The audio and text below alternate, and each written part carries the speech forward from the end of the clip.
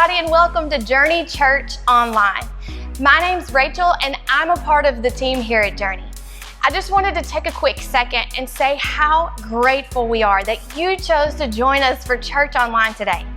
Whether you're joining us from right here in West Tennessee or you're tuning in from somewhere halfway around the world, we're glad to have a moment to connect today. And you are so welcome here in our online community. As a matter of fact, a lot of us are struggling to feel connected these days, and that's why we'd really love to hear from you. If you're joining us on Facebook or YouTube, would you do us a favor and join us in the comment section below? Let us know you're here. Tell us your name, where you're at. Another important way that you could connect with us is by letting us know how we can be praying for you and your family this week. All you have to do is send us a private message on Facebook, or you can email us at prayer@ourjourney.com, and our team will be praying for you throughout the week. One more thing before we get started. If you're looking for a way to give today, make sure you go to ourjourney.com, where you can find all of our online giving options. Even in the midst of all that's happening right now, you have continued to be generous, and we just want to say thank you to all who have supported our ministry. We want to continue to help people take their next steps toward Jesus, and your generosity has helped us to be able to continue with that. Hey, thanks again for joining us today. We've been praying that God would encourage you throughout our online experience. All that being said, let's get ready for Journey Church Online.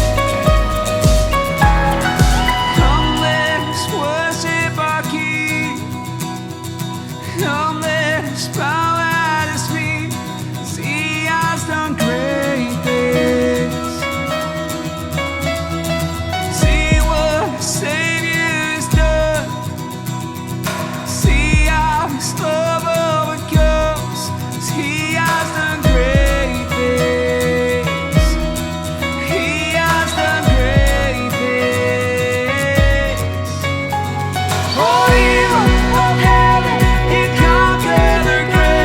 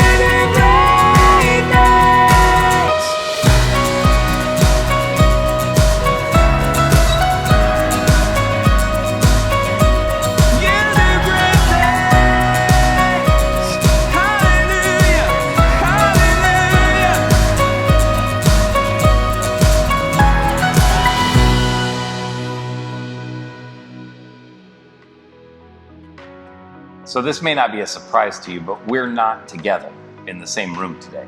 We're all on location in our different homes in different ways watching stuff. Some of us are watching from a couch. Some of us are watching from the living room. Some of us are watching and we're still in bed. But here's what we're gonna do together. During this next little bit, we're gonna kick off a brand new series entirely online called On Location. We're gonna do something together online that we couldn't do if we were together. We're going to go to church in different places around our community. Today, I'm at Hub City Deli. Hub City Deli is in the Columns in Jackson, and it's phenomenal. If you haven't had Hub City Deli yet, you need to make that a part of your life as soon as they reopen the first week of May. So here's what's going to happen. This place will change everything about the way you eat food. They have a brisket chili that'll change your life. And he just told me, the owner Peter just told me today, that they're gonna add back in the burnt end sandwich, which is unbelievable, to the regular menu every single day. Here's the thing though, what kind of food is it that you run to while you're in quarantine? While you're set aside and doing your own thing, what's the first thing you're getting out of the pantry? What's that go-to recipe or that go-to thing that you like to have or that you like to make? Comment that in the comments below. Just go ahead and type it out. And while you're doing that, while you're thinking about it, while you're dreaming it up, go ahead and watch some folks from our church and what they run to for food. Hey Journey family, Brian and Lincoln out here in Trenton. Our favorite go-to snack during this quarantine has to be double stuffed Oreos. Hey y'all, this is Tammy. My favorite thing to eat during quarantine has been ice cream and chocolate chip cookies, banana cake, chocolate lava cake, Reese's cups, pretty much anything with sugar and white flour. Hey Journey Church, this is Steve and I'm here to share some of the snacks I've been enjoying over quarantine, probably a few too many. So this is what I've been partaking in and I feel great about it. Hey guys, this is Adrian, and right now during quarantine, my favorite snack has been Reese's peanut butter eggs. Hey Journey, it's Lindsay, and my favorite quarantine snack so far has been guacamole. How do you take guacamole and make it into rockamole? Well, you take a little guacamole cup and some everything bagel seasoning, and you sprinkle it on, and your guacamole becomes guacamole.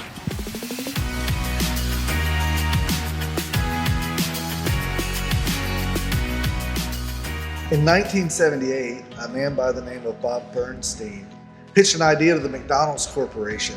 The idea was this, that he would build an item on the children's menu and it would include a burger and fries and something to drink, and inside the box they would also put a toy.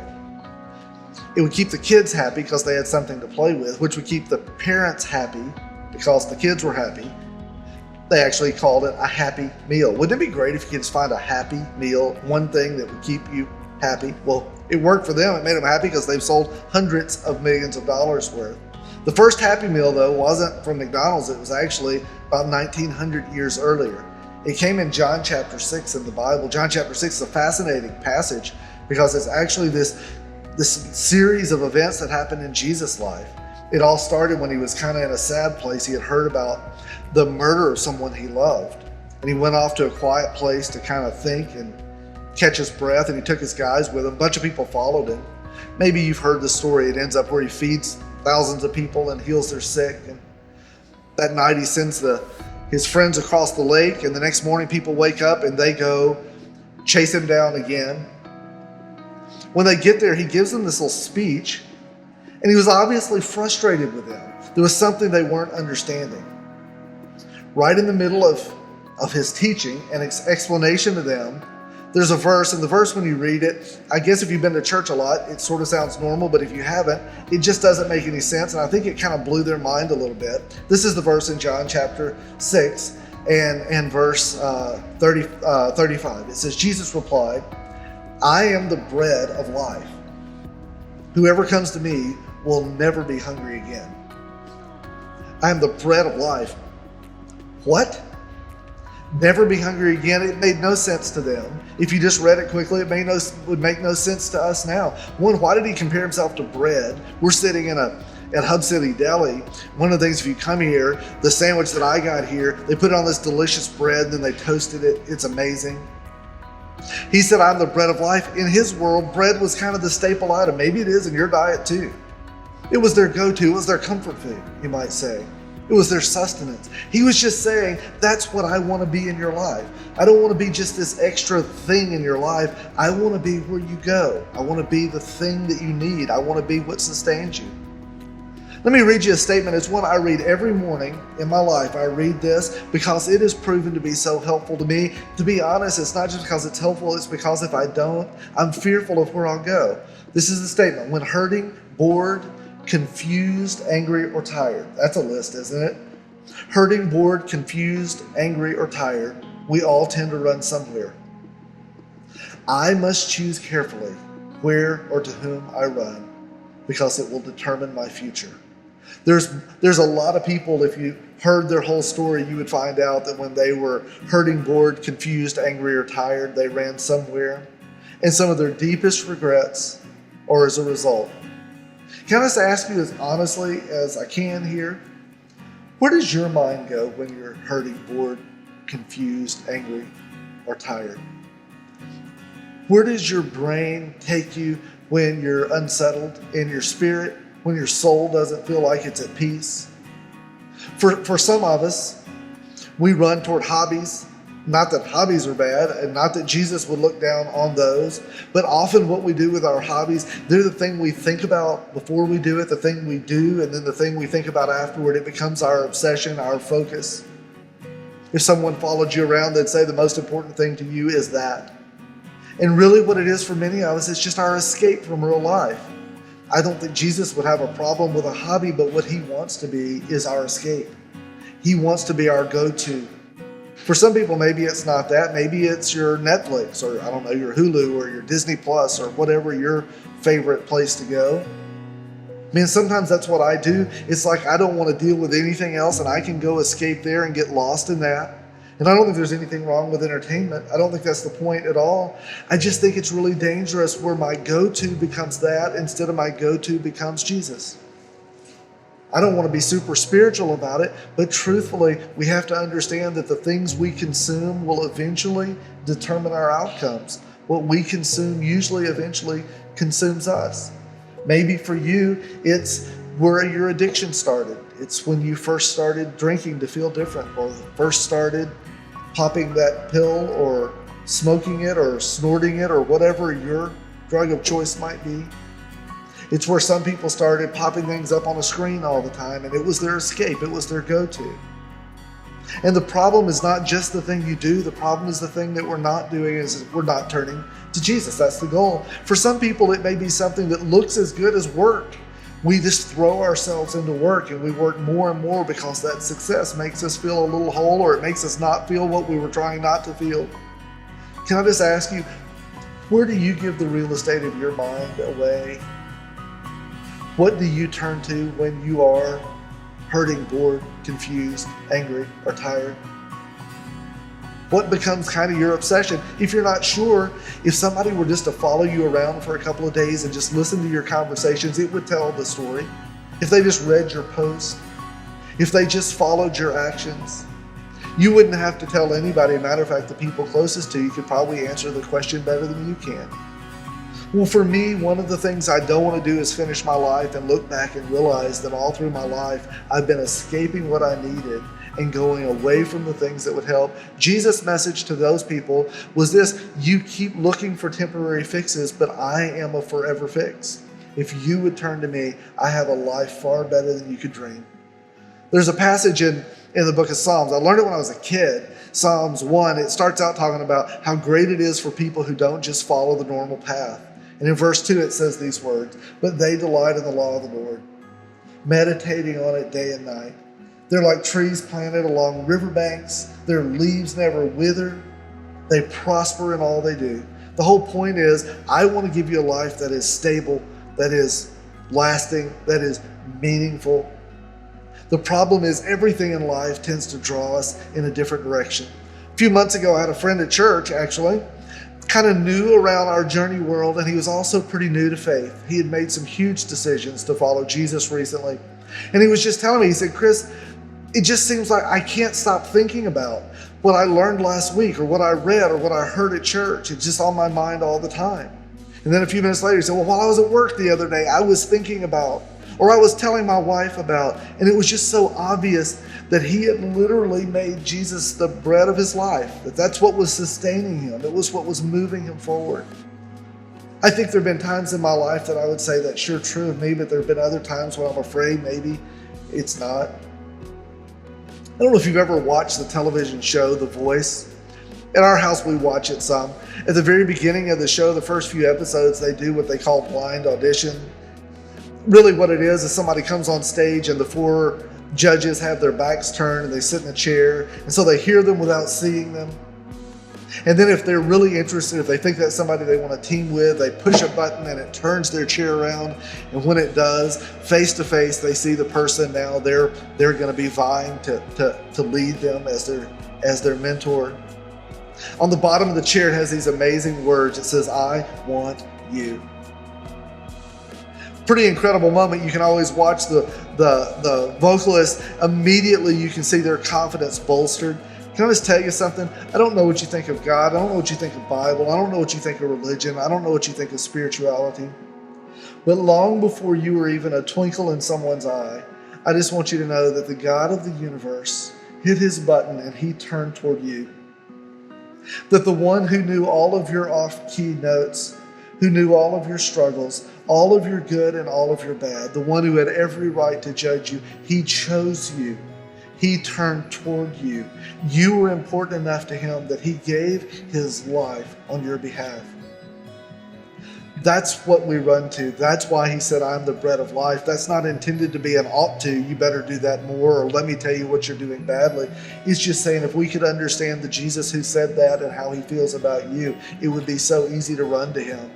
We run toward things every day that offer us so little, and he's saying, just don't settle for less. Let me be your sustenance. Let me be your hope.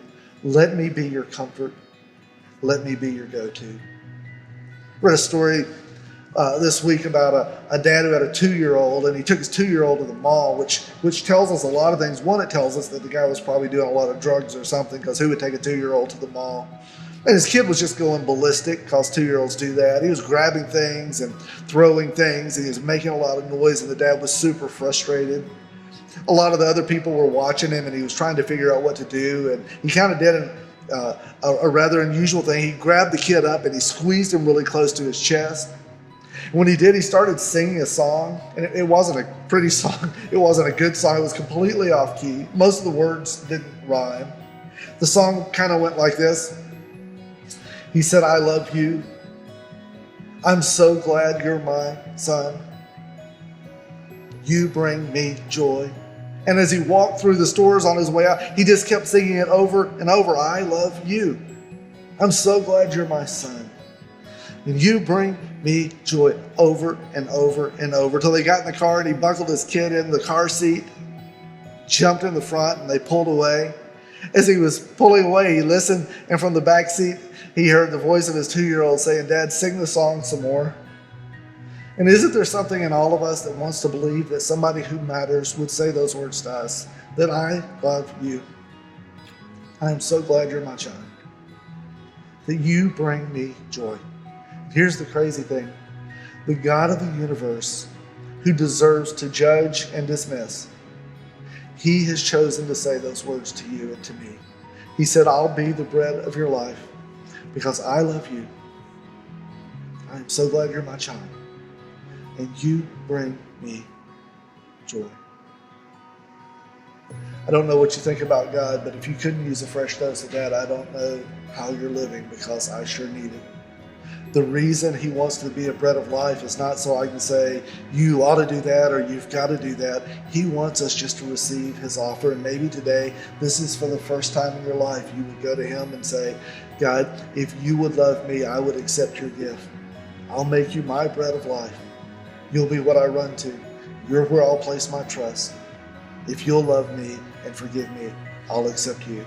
Or maybe you've done that, and the truth is, over the course of time, you've just started running lots of different directions when you're, I don't know, tired or angry or bored or frustrated or confused or maybe just restless. Maybe today this verse would fit for you. It's how we'll finish up. Psalm 34:8 says this: "Open your mouth and taste.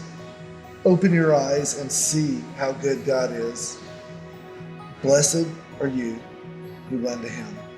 That's our prayer for you today, that you will run toward the bread of life. Hey, thanks for that, Chris. You know what's very important is that not just that we attend church online, but that we take a next step out of this experience together. In fact, that's important for us in general because we don't exist to help people attend church online. We exist as a church to help people take their next step toward Jesus. So that's a step that we can take together today. Let's read John chapter 6 together.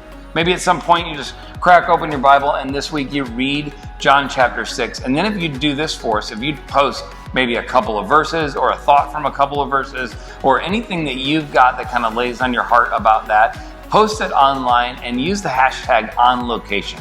That'll help us journey together. Because that's really the heart of this, is that we're more like Jesus tomorrow than we are today. Hey, there's a couple other things that you can do throughout this week to stay connected at Journey. One of them is to follow our 412 Students page. If you go to 412 Students, you can find all kinds of stuff happening for students between 6th and 12th grade on there. And then also our Journey Kids information. All the stuff that you need is at ourjourney.com/kids.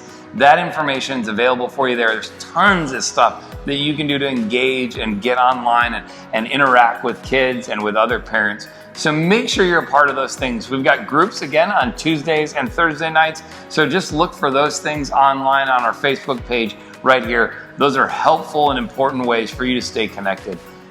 Man, we really hope that you'll also join us in being generous. You've done a great job so far just being an amazing group of people like we all have known to be. And I hope that you'll go online and help us out by giving at ourjourney.com/give. All the information you need to give online is there. And also you can text message your gift in at 731-506-1010. And all you have to do is put the information that you need there and text that in. It's a great and simple way for you to be generous. Have a great week. We'll see you next week when you find out exactly where we'll be on location.